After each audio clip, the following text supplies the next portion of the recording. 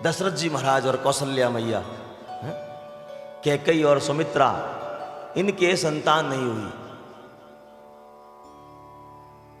कितना ही तप जप कर लिया लेकिन संतान नहीं हुई, तो अपने गुरुदेव के द्वारा पुत्रेष्ठी यज्ञ करवाया।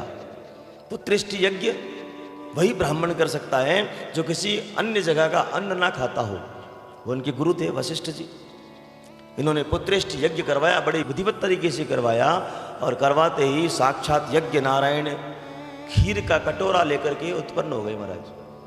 खीर सहित उत्पन्न हुए यज्ञ नारायण, और दे दिया किसे? दशरथ जी के हाथ में पकड़ाया और कहा अपनी रानी को खिला दे, तेरे घर में पुत्र होंगे।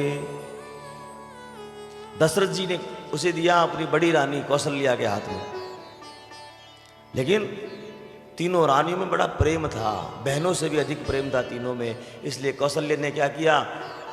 उसका आधा भाग किसे दे दिया? कैकेयी को दे दिया, और एक भाग उसमें से निकाल करके दे दिया सुमित्रा को दे दिया। बड़ी रानी कौन है? कौशल्या है। दूसरी कौन है? कैकेयी है। तीसरी कौन है? सुमित्रा है। जब कौशल्या ने बड़ा बन करके बड़प्पन दिखाया और अपने में से 2 भाग किए, तो मंझली कैकेयी किससे कम थी? उसने कहा मैं भी दूंगी, और उसने अपने में से एक आधा भाग निकाल करके सुमित्रा को और दे दिया। उसी भाव से 4 भाग हो गए महाराज। पहला भाग राम बना, दूसरा भाग भरत बना, तीसरा लक्ष्मण और शत्रुघ्न बना महाराज। क्योंकि पहला भाग का पहले पूरी खीर में से उसके 2 भाग हुए थे, तो पहला भाग भरत, दूसरा भाग सीधा सुमित्रा के पास गया, तो कौन बना? लक्ष्मण बना।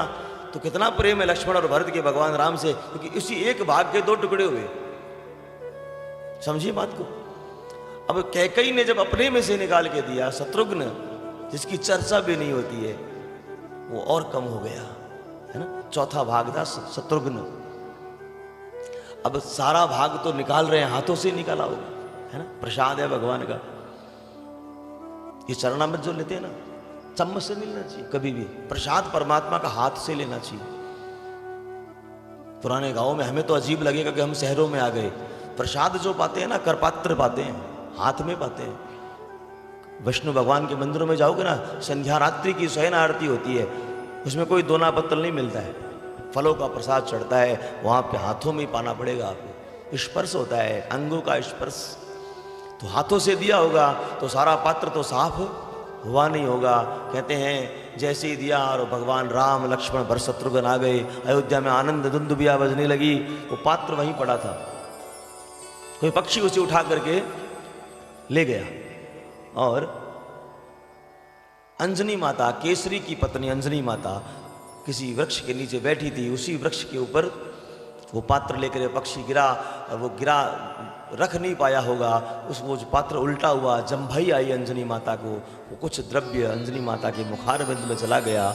उसी से हनुमान जी महाराज का जन्म हुआ।